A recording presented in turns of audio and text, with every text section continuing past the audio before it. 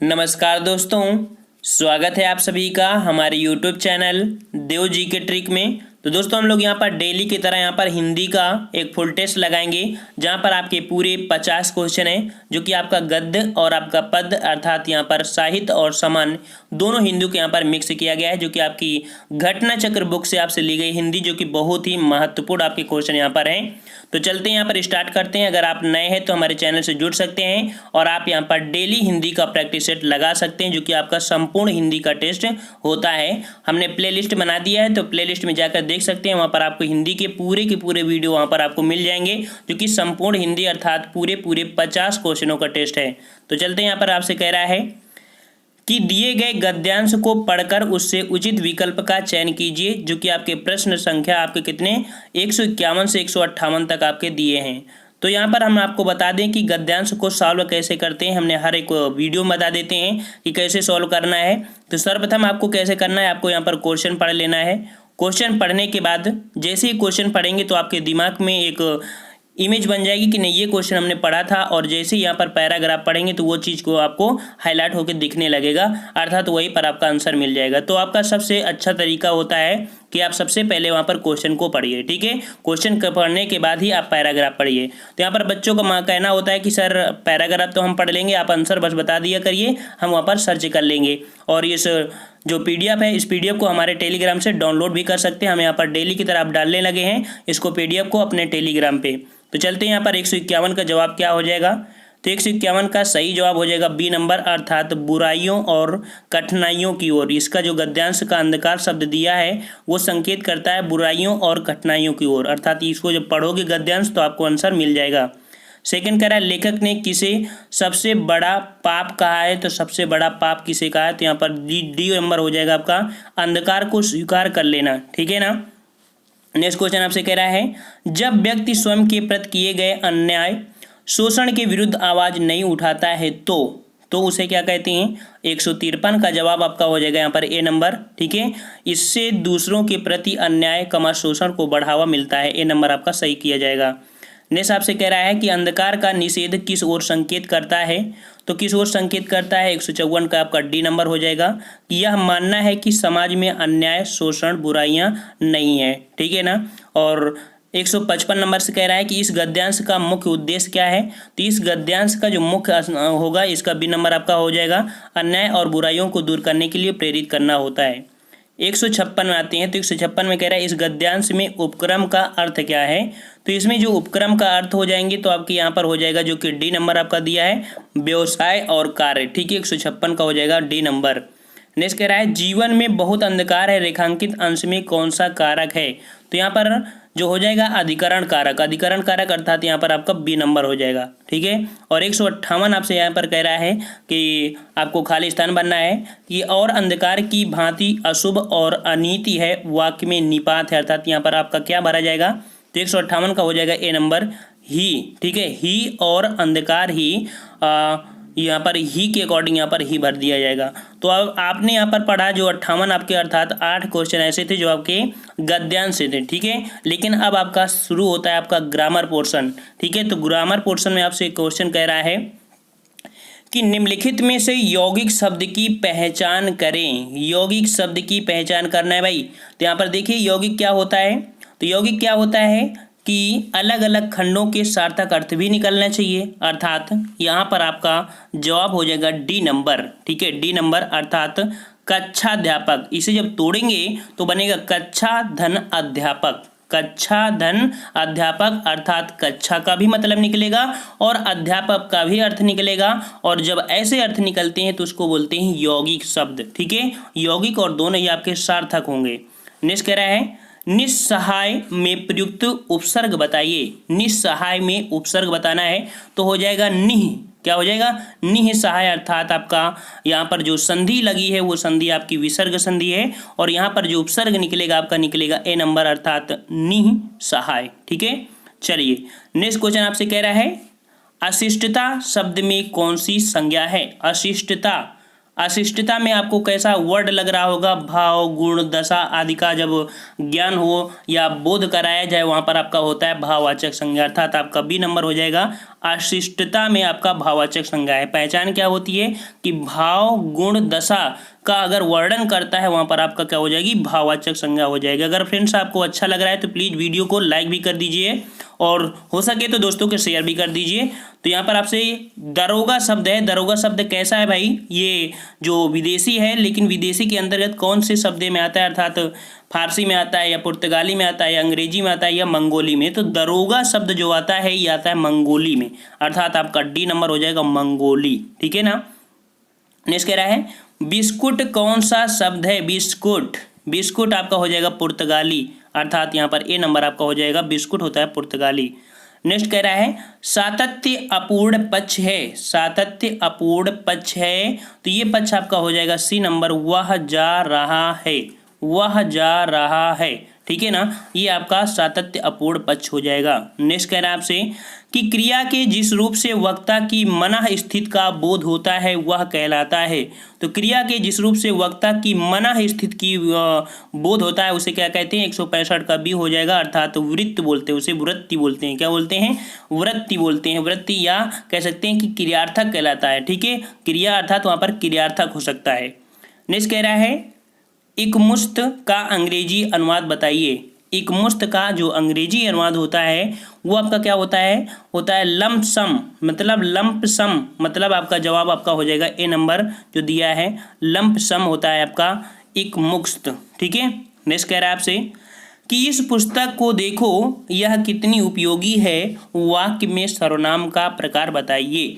ठीक है, तो यहाँ पर आपका जो सर्वनाम हो जाएगा तो मतलब इस पुस्तक, मतलब यह निश्चित पुस्तक, अर्थात निश्चित पुस्तक आपका हो जाएगा यहाँ पर कि यहाँ पर आपसे हो जाएगा निश्चयवाचक सर्वनाम आपका प्रयोग किया गया है।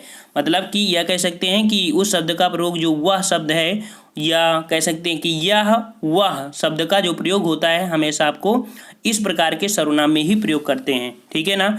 नेक्स्ट क्वेश्चन आपसे कह रहा है गुनाहों का देवता के रचनाकार बताइए। बहुत बार आपसे प्रैक्टिस सेट में मिले भी होंगे। तो गुनाहों को देवता, तो गुनाहों का देवता जो लिखा है, जो धर्मवीर भारती ने लिखा है, जो कि एक उपन्यास है। ठीक है, तो यहाँ पर गुनाहों का देवता एक प्रकार का उपन्यास है जो कि धर्मवीर भारती ने इसे उपन्यासित किया है। धर्मवीर भारती की और भी आपकी महत्वपूर्ण है, जैसे कि सूरज का सातवां घोड़ा, 11 सपनों का देश। ठीक है, और भी आपकी इनकी जो कविताएं हैं जैसे कि ठंडा लोवा, कनुप्रिया, 7 गीत वर्ष। ठीक है, और इनकी कहानियां हैं। कहानियां क्या है इनका, मुर्दों का गांव, स्वर्ग और पृथ्वी, चांद और टूटे हुए लोग। ठीक है, ये आपकी आदि इनकी पत्र पत्रिकाएं वगैरह इनकी होती हैं। चलिए नेक्स्ट क्वेश्चन की ओर चलते हैं। तब कवि शब्द में कौन सी संज्ञा है, कवि शब्द में कौन सी संज्ञा है। तो देखिए कवि, कवि मतलब देखो एक जाति होती है इनकी, क्या होती है, जाति, अर्थात यहाँ पर सही जवाब हो जाएगा बी नंबर, कवि जातिवाचक संज्ञा है। जिस संज्ञाओं से एक ही प्रकार की वस्तुओं अथवा व्यक्तियों का बोध होता है उसे हम लोग जातिवाचक संज्ञा कहते हैं। जैसे बोलते हैं वो तो कवि हैं, वो तो कवि हैं, इसका मतलब क्या होगा, एक कह सकते हैं कवि, किसी पर्सनल कोई जब कवि हो जाता है तो आप नाम नहीं लेते, वो बोलते हैं कवि, मतलब एक प्रकार की जात कह सकते हैं। ठीक है ना। चलिए नेक्स्ट क्वेश्चन की ओर। क्वेश्चन आपसे कह रहा है निम्नलिखित शब्दों में से एक का अर्थ तेल भी है। यहाँ पर जो तेल है किसका अर्थ होता है आपका, अर्थात 170 का जवाब हो जाएगा सी नंबर, स्नेह का मतलब होता है, स्नेह का मतलब होता है तेल। ठीक है, मतलब प्रणय, प्रीत, स्नेह और अनुराग चारों प्रेम के पर्यायवाची हैं। ठीक है, यहाँ पर आपका जवाब हो जाएगा जो सी नंबर आपका है। नेक्स्ट कह रहा है आपसे कि जो स्त्री सूर्य भी ना देख सके वाक्यांश के लिए एक शब्द है। तो जो स्त्री सूर्य भी ना देख सके उसे क्या बोलते हैं, उसे बोलते हैं जो कि आपका बी नंबर है असूर्यस्पृश्या। ठीक है, आपका बी नंबर यहाँ पर सही हो जाएगा। फ्रेंड्स वीडियो को लाइक कर दीजिए। हम यहाँ पर काफ़ी मेहनत करके आपको बोलते ही रहते हैं, आधा घंटा लगातार बोलते रहते हैं, जो कि आपके 50 क्वेश्चनों के टेस्ट कराते हैं। तो कम से कम वीडियो को लाइक कर दिया करो, मज़ा आ जाता है। चलते हैं यहाँ पर क्वेश्चन आपसे कह रहा है लाखों लोगों ने इसे महसूस किया है, वाक्य में विशेषण है। लाखों लोगों ने इसे महसूस किया है, वाक्य में विशेषण है। तो कौन सा विशेषण हो जाएगा भाई, तो यहाँ पर आपका विशेषण हो जाएगा आपका सी नंबर लाखों। जो लाखों शब्द है तो वह विशेषण है। क्यों? वो लोगों की बात कर रहा है, और विशेषण होता है जो संज्ञा या सर्वनाम की विशेषता बताता है, उसे विशेषण बोलते हैं। तो किसकी विशेषता? लोगों की बात कर रहे हैं ना, तो यहाँ पर लाखों, अर्थात ये आपका हो जाएगा सी नंबर। नेक्स्ट क्वेश्चन आपसे कह रहा है हिंदी के जिन वर्णों का उच्चारण करते समय केवल श्वास का प्रयोग किया जाए उन वर्णों को कहते हैं। तो हिंदी के जिन वर्णों का उच्चारण करते समय केवल श्वास का प्रयोग करते हैं उन वर्णों को कहते हैं। 173 का देखिए आपका जवाब हो जाएगा ए नंबर। उन्हें बोलते हैं अघोष। क्या बोलते हैं? उन्हें अघोष बोलते हैं। कह सकते हैं कि जिन वर्णों का उच्चारण करते समय केवल श्वास का प्रयोग किया जाता है उन्हें अघोष कहते हैं। और अघोष के अंतर्गत क्या होते हैं? का, खा, चा, छा, टा, ठा। मतलब कि जो स्टार्टिंग के आपके होते हैं का, खा, ठीक है, वो आपके अघोष होते हैं। जैसे कि मान लीजिए का, खा, गा, घा, अंगा हो गए, तो स्टार्टिंग के 2 अघोष हो गए, ये आपके सघोष होते हैं 3, और का से लेके 5 तक आपके। मैं कह रहा है आपसे कि निम्नलिखित में से कौन तत्पुरुष समास का उदाहरण नहीं है? तत्पुरुष समास का उदाहरण नहीं है, तो भाई यहाँ पर देखिए कौन सा आपका नहीं हो जाएगा। तो यहाँ पर आपका जो आजन्म है, आजन्म, ठीक है, आजन्म मतलब जन्म तक अथवा जीवन पर्यंत कह सकते हैं। और जब आजन्म होता है, आ शब्द यहाँ पर अव्यय है, और अव्यय मतलब अव्ययी भाव समास हो गया। तो यहाँ पर अव्यय जो दिया है वो आपका अव्ययी भाव समास है, आपका आजन्म। इसका मतलब आपका कौन सा नहीं है तत्पुरुष? तो आप आजन्म हो जाएगा, ठीक है। राजा का पुत्र, यज्ञवेदी, ग्रामवासी, ये सभी आपके तत्पुरुष समास के उदाहरण दिए गए हैं। नेक्स्ट कह रहा है आपसे कि सिर से पानी गुजर जाना मुहावरे का उपयुक्त अर्थ क्या होता है? हर एक टेस्ट में लगभग मिल रहा है इस समय क्वेश्चन आपका। सिर से पानी गुजर जाना मतलब कि जवाब आपका हो जाएगा यहाँ पर बी नंबर, अर्थात सहनशीलता की सीमा टूट जाना, ठीक है, सहनशीलता की सीमा टूट जाना। मान लो कोई आपस में काफ़ी अच्छा संबंध है और बीच में अगर किसी प्रकार की बुराइयां हो जाएं, या मान लीजिए किसी भी प्रकार की अगर बात होती है, तो ऐसी स्थिति में बोलते हैं यार अब उससे बात करने का मन नहीं करता है, यार दिल टूट गया, ऐसे बोलते हैं ना, मतलब सहनशीलता की सीमा टूट जाती है, उसको बोलते हैं। नेक्स्ट क्वेश्चन आपसे कह रहा है कि निम्नलिखित में से शुद्ध शब्द है, शुद्ध शब्द है, तो शुद्ध शब्द जो कुमुदनी होती है कैसे लिखते हैं? हमेशा आपको फोकस कराते हैं ऐसे क्वेश्चनों पर जो डायरेक्ट 1 नंबर के होते हैं, छोटी सी त्रुटियां होती हैं। कुमुदिनी होता है, क्या होता है? कुमुदिनी, अर्थात जो आपका बी नंबर है तो बी नंबर लिखते हैं कुमुदिनी, शुद्ध ऐसे लिखते हैं। तो ऐसे क्वेश्चनों को लिख लिया करिए, कहीं पर लिख लिया करिए, तुरंत आपको हमेशा दिमाग में बना रहेगा, ठीक है। नेक्स्ट कह रहा है यथा रुचि में समास बताइए। यथा रुचि में समास बताना है, तो यथा रुचि अर्थात कह सकते हैं यथा रुचि में अव्ययी भाव समास है, इसका विग्रह करेंगे तो हो जाएगा रुचि के अनुसार। यथा रुचि बोलते हैं रुचि के अनुसार, अर्थात आपका यहाँ पर जवाब हो जाएगा अव्यय के रूप में यथा जुड़ा हुआ है, अर्थात अव्ययी भाव समास हो जाएगा, ठीक है ना। नेक्स्ट कह रहा है निम्नलिखित में से किस शब्द में गुण संधि है? गुण संधि है, तो गुण संधि भाई किस में हो जाएगी? और हमने आपसे गुण संधि में बताया है कि हमेशा उसमें ए छुपा होता है, ठीक है, और ओ छुपा होता है और अर होता है। तो यहाँ पर आपका ए छुपा कहाँ पर है? आपका यहाँ पर देवेंद्र है, अर्थात देवेंद्र का जो संधि विच्छेद करेंगे तो बन जाएगा देव धन इंद्र, ठीक है, तो बनेगा देवेंद्र, अर्थात छोटा प्लस छोटी बराबर ए हो जाता है। यह गुण संधि आपकी यहाँ पर दिया गया है, ठीक है ना। और यहाँ पर हिमालय की बात कर लो, तो हिमालय की संधि विच्छेद करेंगे हिम धन आलय, और छोटा छोटा बराबर बड़ा, अर्थात ये आपका दीर्घ संधि हो जाएगा, ठीक है ना। और यहाँ पर इति धन आदि इत्यादि, ठीक है, इति धन आदि इत्यादि, इसको बोले तोड़ेंगे तो क्या बने? इति धन आदि इत्यादि, ये आपकी ईयण संधि हो जाएगी, ठीक है ना। और यहाँ पर आपका तल्लीन है, अर्थात तत् धन लीन, तल्लीन, ये आपकी व्यंजन संधि दी गई है। चलते हैं नेक्स्ट क्वेश्चन की ओर। फ्रेंड्स वीडियो को लाइक कर दीजिए, हम आपसे बार बार कहते हैं, थोड़ा सा हमको भी अच्छा लगने लगेगा। वीडियो में लाइक नहीं आते हैं 1000, कभी लाइक नहीं आप लोग देते हैं, 1000 लाइक तो कर दिया करिए। कम से कम 50 क्वेश्चनों को टेस्ट बनाते हैं, लगातार बोलते रहते हैं, आपके साथ मेहनत करते हैं। कह रहा है निम्नलिखित में से सकर्मक क्रिया का वाक्य है। सकर्मक क्रिया कौन सी है भाई? तो सकर्मक क्रिया वह होती है जो कह सकते हैं कि सकर्मक क्रिया जो कर्म के साथ इफेक्ट डालती हो, ठीक है, उसे सकर्मक क्रिया कहते हैं। तो सकर्मक क्रिया का वाक्य है तो आपका 79 का जवाब हो जाएगा बी नंबर। बालिका निबंध लिख रही है। क्या लिख रही है? निबंध। और निबंध आपका यहाँ पर क्या हो जाएगा? आपका हो जाएगा यहाँ पर कर्म, ठीक है। और यहाँ पर लिखना क्या हो जाएगा आपका? क्रिया हो जाएगी, अर्थात जो कर्म डिपेंड है किस पर है, क्रिया पर है ना, अर्थात यहाँ पर आपका जवाब हो जाएगा सकर्मक क्रिया है। ठीक है, यहाँ पर कह दो कि पक्षी आकाश में उड़ते हैं, तो एक हमने ट्रिक बताया था कि क्या अथवा कौन लगाओ, क्या या किसको बोलो। मंदाकिनी सोती है, क्या सोती है, कोई अर्थ निकला, कुछ नहीं अर्थ निकला। बालिका क्या लिखती है, निबंध लिखती है। पक्षी आकाश में उड़ते हैं तो बोलेंगे कि पक्षी क्या उड़ते हैं, क्या उड़ते हैं तो आकाश में उड़ते हैं, ये नहीं बोलेंगे ना, क्या उड़ते हैं। यह वर्ड को अगर आप जोड़ोगे पक्षी में आकाश में तो आपका गलत हो जाएगा। क्या उड़ते हैं कोई मतलब नहीं है, लेकिन अगर आपका यहाँ पर अच्छा सा निकल भी रहा हो तो आकाश में, और जहां आपका यहाँ पर में अगर वर्ड आ गया, ये आपका होते हैं कारक चिन्ह होते हैं 8, और जहां भी 8 कारक चिन्ह लग जाते हैं वो आपका हमेशा अकर्मक क्रिया होती है, याद रखना। तो अगर आपके दिमाग में आ रहा हो कि पक्षी उड़ते हैं कहाँ, आकाश में उड़ते हैं, तो आकाश में नहीं उड़ते हैं, क्योंकि हमने बोला है कि क्रिया पर आप जोर करिए कि क्या उड़ते हैं, तो आकाश में उड़ते हैं, डायरेक्ट आपका आंसर दूसरी तरफ जा रहा है, अर्थात ये अकर्मक क्रिया हो जाएगा। ठीक है ना। बालक खिलौने पाकर हंसता है, तो क्या पाकर, खिलौना था, देखो निकल आया। तो मतलब इस प्रकार से हम लोग कह सकते हैं, लेकिन यहाँ पर आपका जो क्वेश्चन पूछ रहा है सकर्मक क्रिया का वाक्य है वो आपका शुद्ध वाक्य आपका यहाँ पर निकलेगा। ठीक है ना। चलिए नेक्स्ट क्वेश्चन। अच्छा, यहाँ पर आपको हंसता लिख रहा होगा, ठीक है, बालक खिलौना पाकर हंसता है, क्या हंसता है, ये वर्ड आपको निकला, नहीं निकला, तो ऐसी क्रिया हमेशा अकर्मक क्रिया में होती हैं। ठीक है, हमने यहाँ पर समय जरूर दिया है 1 मिनट का, लेकिन आपको अगर पढ़ा होगा तो आपके दिमाग में अच्छे से ये चीज़ समझ में आ गई होगी। नेक्स्ट कह रहा है कि निम्नलिखित में से कौन सा रात्रि का पर्यायवाची नहीं है, रात्रि का पर्यायवाची नहीं है, तो भाई रात्रि का पर्यायवाची कौन सी नहीं है, तो 80 का जवाब हो जाएगा सी नंबर, समीर। समीर नहीं है, तो बात आती है समीर, तो समीर किसकी है, तो समीर आपकी वायु की पर्यायवाची है। ठीक है ना। रजनी, विभावरी, निशी ये आपकी रात्रि के पर्यायवाची होते हैं।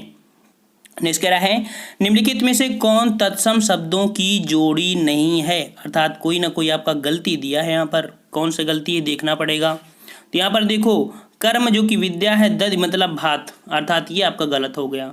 भात तद्भव शब्द है, क्या है, भात आपका तद्भव शब्द है, ना कि आपका तत्सम शब्द है, ये आपका गलत हो जाएगा। नेक्स्ट क्वेश्चन की ओर आते हैं। चिरनंतन, चिरनंतन का सही विलोम शब्द है, चिरंतन, चिरंतन का सही विलोम क्या हो जाएगा, आपका जवाब हो जाएगा ए नंबर, जो कि नश्वर हो जाएगा। ठीक है, चिरंतन का नश्वर हो जाता है विलोम। नेक्स्ट क्वेश्चन आपसे कह रहा है जो को टेस्टिमोनियल का हिंदी अनुवाद बताइए। ठीक है, टेस्टिमोनियल का जो हिंदी अनुवाद होता है वो आपका होता है यहाँ पर सी नंबर, प्रमाण पत्र। क्या होता है, प्रमाण पत्र, इसकी हिंदी अनुवाद होता है प्रमाण पत्र, भेंट, विवरण, उपहार, प्रशंसा पत्र, कुछ भी बोल सकते हो आपको। चलिए नेक्स्ट क्वेश्चन की ओर। क्वेश्चन आपसे कह रहा है वह खा रहा था, मैं खा रहा था, कौन सा काल है, अर्थात जो ये दिया है वो खा रहा था, मैं कौन सा काल है, कौन सा काल है, तो यहाँ पर आपका जवाब हो जाएगा बी नंबर, अपूर्ण भूतकाल है। अपूर्ण भूतकाल है जिस क्रिया के भूतकाल में होने का ज्ञान हो किंतु उसकी समाप्ति का पता न हो उसे अपूर्ण भूतकाल कहते हैं। ठीक है ना। और क्रिया का जिस रूप से उसके बहुत पहले पूर्ण हो जाने का पता चले उसे पूर्ण कहते हैं। तो यहाँ पर आपका अभी पता चला है कि वह खा रहा था, इसका मतलब जरूरी नहीं कि अभी खा लिया है कि नहीं लिया है, इस कारण यहाँ पर आपका अपूर्ण भूतकाल हो जाएगा। चलिए नेक्स्ट क्वेश्चन की ओर। क्वेश्चन आपसे कह रहा है कि नीचे दिए गए शब्द के लिए अर्थ व्यंजक 4 विकल्प दिए गए हैं, सर्वाधिक उपयुक्त व्यंजन जो कि अर्थ व्यंजन विकल्प चुनकर बताइए। अर्थात यहाँ पर आपका जो दिया है गयंद, तो गयंद का सही शब्द होता है क्या, तो गयंद का आपका जवाब हो जाएगा 185 का जवाब आपका हो जाएगा ए नंबर, बड़ा हाथी। क्या हो जाएगा, बड़ा हाथी यहाँ पर आपका उपयुक्त सही अर्थ आपका देगा, जो कि व्यंजन कह सकते हैं कि जो अर्थ दे रहा है बड़ा हाथी निकलेगा। नेक्स्ट क्वेश्चन आपसे कह रहा है शब्द युग्म के सही अर्थ भेद का चयन कीजिए। अर्थात यहाँ पर आपका दिया है अम्बुज, अम्बुज का दिया है अम्बुद, अर्थात अम्बुज का मतलब क्या होता है और अम्बुद का मतलब क्या होता है। ठीक है, तो अम्बुज मतलब होता है आपका यहाँ पर कमल और अम्बुद मतलब होता है बादल, अर्थात ए नंबर आपका हो जाएगा अम्बुज कमल, अम्बुद बादल। ठीक है, चलिए नेक्स्ट क्वेश्चन की ओर। कह रहा है कीमत का बहुवचन बताइए। कीमत का बहुवचन क्या होता है, आपने सुना भी होगा, क्या हो जाएगा, कीमतों, अर्थात उन वस्तुओं की कीमतों में परिवर्तन हो गया, अर्थात कीमतों। तो यहाँ पर आपका जो कीमत यहाँ भी है, कीमत यहाँ पर है, अब सही जवाब क्या हो जाएगा इसको भी देख लीजिए। तो 87 का आपका जवाब बी हो जाएगा। कीमत लिखते हैं न कि कीमतों लिखते हो, अर्थात यहाँ पर बी नंबर हो जाएगा। 88 कह रहा है इनमें से किस शब्द का लिंग नहीं बदलता है, अर्थात यहाँ पर हम लोग लिंग चेंज नहीं कर सकते हैं, जेंडर चेंज नहीं कर सकते हैं, ऐसा कौन सा आपका शब्द है। 88 का सी नंबर हो जाएगा साइकिल। साइकिल क्या चेंज कर सकते हो, नहीं कर सकते हो ना। और शेष का चेंज कर सकते हो, जैसे चाचा चाची, छात्र छात्रा, मामा मामी। ठीक है, चलिए नेक्स्ट क्वेश्चन की ओर। क्वेश्चन आपसे कह रहा है कि इनमें से कौन सा शब्द सदैव बहुवचन में ही प्रयोग होते हैं। बहुत ही महत्वपूर्ण आपका ये टेस्ट है, देखा जाए कि आपके लेवल के हिसाब में बहुत दमदार आपका क्वेश्चन है आपके, और ये टेस्ट पेपर आपका बहुत ही अच्छा क्वेश्चन है। ऐसे ही क्वेश्चन आपको मिलते हैं, ज़्यादा हवा नहीं मिलते हैं। आप लोग हवा मत समझना, आप लोग किसी चीज़ को बहुत डीपली सोचा मत करिए, बिल्कुल आप उसमें कंसंट्रेट करिए, क्या नहीं आता है उस पर फोकस करिए और बिल्कुल उस पर फोकस करके आप टेस्ट लगाइए, अच्छे से आपके नंबर मिलेंगे। और किसी चीज़ में डीपली में डिप्रेशन के शिकार मत बनिएगा। 189 कह रहा है कि इनमें से कौन सा शब्द सदैव बहुवचन में ही प्रयुक्त होता है। तो 189 का जवाब हो जाएगा आपका ए नंबर, अर्थात जो दर्शन होता है, दर्शन। ठीक है, तो दर्शन आपका हमेशा आपका किस में होता है, बहुवचन में होता है। क्या होता है, बहुवचन में। और आपको पॉइंट याद बता दें आपको कि बहुवचन में क्या क्या यूज होते हैं। जैसे आपके आंसू होते हैं ना, आंसू को भी हम बहुवचन ही बोलते हैं। प्राण, प्राण जो होते हैं, प्राण निकल गए, अर्थात वो भी आपका क्या होता है, बहुवचन। जो बाल होते हैं, बाल, तो बाल को भी बोलते हैं बहुवचन। हस्ताक्षर आप लोग करते हैं, हस्ताक्षर, तो हस्ताक्षर को भी बहुवचन कहते हैं। ऐसे वर्ड हमेशा, जैसे दर्शन मान लो, आंसू हो गया, प्राण हो गया, बाल हो गया, हस्ताक्षर, सदैव बहुवचन में ही प्रयुक्त होते हैं। ठीक है ना। नेक्स्ट क्वेश्चन की ओर आते हैं। कह रहा है हिंदी का कौन सा प्रेमाख्यान कवि एक आंख का काना था। तो एक आंख का काना कवि कौन था आपको बताना है। यहाँ पर आपके 4 ऑप्शन है और इसका जवाब क्या हो जाएगा, तो जायसी। जो जायसी थे, अर्थात मलिक मोहम्मद जायसी। ठीक है, तो मलिक मोहम्मद जायसी प्रेमाख्यान कवि थे। और जायसी ने स्वयं अपने को एक आंख का काना कहा। उन्हें एक कान के सुनाई भी नहीं पड़ता था, उनकी उक्ति प्रकार है, मतलब उनकी एक कान से सुनाई भी नहीं देता था। ठीक है, और कह सकते हैं आँख का काना, यहाँ पर आँख से मतलब कह सकते हैं एक वर्ड बोला था कि मोहम्मद बाई दिस ऐसे वर्ड बोला था, याद नहीं आ रहा है। बोला था मोहम्मद बाई दिसी तजी एक सरवन एक आँखी, एक नैन कही मुमदी गुनी साई बिमोहा जई कवि सुनी। मतलब उन्होंने अपने कविता के माध्यम से बताया था कि हम एक आंख के काने हैं और एक कान के बहरे भी हैं। ठीक है, चलिए नेक्स्ट क्वेश्चन की ओर। क्वेश्चन आपसे कह रहा है कि प्रा उपसर्ग से बनने वाला शब्द समूह बताइए। प्रा उपसर्ग से जो शब्द बनता है वो कौन बनता है। यहाँ पर आपका जवाब हो जाएगा कौन, जवाब हो जाएगा आपका 191 का सी नंबर, अर्थात प्रभाव, प्रदेश, प्रपत्र। ये आपके प्रा उपसर्ग से बनने वाले शब्द समूह हैं, आपका सी नंबर हो जाएगा। नेक्स्ट कह रहा है आपसे राष्ट्रीय शब्द में कौन सा प्रत्यय है। राष्ट्रीय शब्द में कौन सा प्रत्यय है। 192 का जवाब हो जाएगा राष्ट्रधन ईय। क्या बनेगा, राष्ट्रधन ईय, अर्थात ई आपका निकलेगा, जो कि आपका सी नंबर आपका दिया है ई, राष्ट्रीय। ठीक है, नेक्स्ट कह रहा है को से किस कारक चिन्ह का बोध होता है। तो को कारक को हम लोग कहाँ पर प्रयोग करते हैं, तो को पढ़ते हैं कर्म कारक को, प्रथमा कर्ता ने द्वितीय कर्म को, अर्थात यहाँ पर आपका कर्म कारक जो कि को है, अर्थात यहाँ पर आपका जवाब हो जाएगा ए नंबर, कर्म कारक। नेक्स्ट क्वेश्चन की ओर आते हैं। सच्चिदानंद हीरानंद वासन अज्ञे, इनका क्या था, पूरा नाम ही होता है ही। कभी कभी अज्ञे का पूरा नाम बोलता है और कभी कभी इसका पूरा नाम बोलते हैं, अर्थात इनका जो उपनाम है वो उपनाम आपका क्या है, अज्ञे, और अज्ञे का पूरा नाम क्या है, हीरानंद, और सच्चिदानंद हीरानंद वासन अज्ञे, ये इनका शुद्ध नाम है, अर्थात यहाँ पर आपका 194 का क्या हो गया, सी नंबर हो जाएगा। नेक्स्ट क्वेश्चन की ओर आते हैं। क्वेश्चन आपसे कह रहा है कि आनंद कादम्बिनी के संपादक कौन थे। आनंद कादम्बिनी के लेखक कौन होंगे, आपके 195 का सी नंबर हो जाएगा बद्री नारायण चौधरी प्रेमघन। ठीक है, इन्होंने आनंद कादम्बिनी की संपादक अर्थात इन्होंने रचना किया है, और 195 का जवाब आपका हो जाएगा यहाँ पर कौन सा, आपका सी नंबर हो जाएगा। ठीक है, और इनकी एक पत्रिका भी चलती थी, याद रख लेना कि इनके एक मासिक पत्रिका का प्रकाशन किया था, जो कि 1881 ईस्वी में मिर्जापुर से किया था। ठीक है, मिर्जापुर से किया था, जो कि प्रेमघन था। नेक्स्ट कह रहा है आपसे निम्नलिखित में से किस देश में हिंदी भाषा का प्रयोग लिखने एवं बोलने में किया जाता है?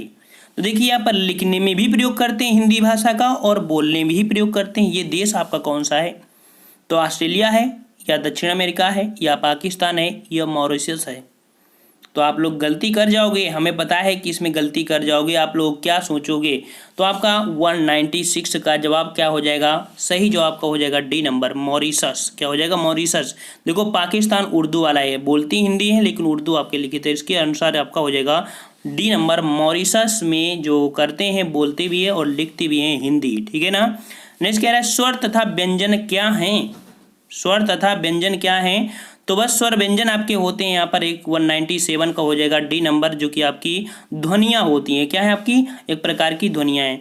198 कह रहा है वेल इक्विप्ड हॉस्पिटल्स का हिंदी अनुवाद बताइए। तो इसका हिंदी अनुवाद होता है आपका डी नंबर हो जाएगा साधन युक्त अस्पताल, ठीक है, साधन युक्त अस्पताल होता है। 199 कह रहा है ज्ञान के बिना मुक्ति नहीं मिलती, इस वाक्य में कौन सा अव्यय है? तो आपका जवाब यहाँ पर हो जाएगा 199 का बी नंबर, अर्थात संबंध सूचक आपका दिया है। क्या कह रहा है? संबंध सूचक आपका यहाँ पर हो जाएगा। जो अव्यय वाक्य में स्थित शब्दों का परस्पर संबंध सूचित करते हैं उन्हें संबंध बोधक कहते हैं। अर्थात यहाँ पर कह रहा है ज्ञान के बिना मुक्ति नहीं मिलती, ठीक है। और लास्ट क्वेश्चन आपका दे रहा है कि रामचरितमानस तुलसीदास की क्या है? एक कृति है। कृति अर्थात जो शुद्ध लिखते हैं, कृति कैसे लिखते हैं? तो कृति हम लोग यहाँ पर लिखते हैं, जो कि जवाब आपका हो जाएगा सी नंबर, कृति ऐसे लिखते हैं। कृति का अर्थ होता है मृग चर्म। क्या होता है? कृति का मतलब होता है मृग चर्म होता है। तो आपको कमेंट करके यहाँ पर ये बताना है, कमेंट ये बताना है कि जो मिठाई है, मिठाई, ठीक है, मिठाई, तो मिठाई में बताइए कि आपकी कौन सी संज्ञा है? मिठाई में कौन सी संज्ञा है? आपको कमेंट करके बताना है। और हमने यहाँ पर पूरे के पूरे 50 क्वेश्चनों का सेट सॉल्व किया है। लगभग हमारे यहाँ पर 34 सेट आपके सॉल्व किए गए, जो कि संपूर्ण हिंदी के टेस्ट हैं। हमने यहाँ पर प्लेलिस्ट बना दिया है, तो प्लेलिस्ट में देख सकते हैं। अगर आपको वीडियो अच्छा लगता है तो वीडियो को लाइक करिए, और नए हैं तो चैनल से जुड़ जाइए। ये चैनल आपको आपकी मंजिल तक पहुँचाएगा, आपको 45+ हिंदी जरूर दिलाएगा। तो फ्रेंड्स हम लोग मिलते हैं नेक्स्ट वीडियो में, तब तक के लिए धन्यवाद। जय हिंद, जय भारत।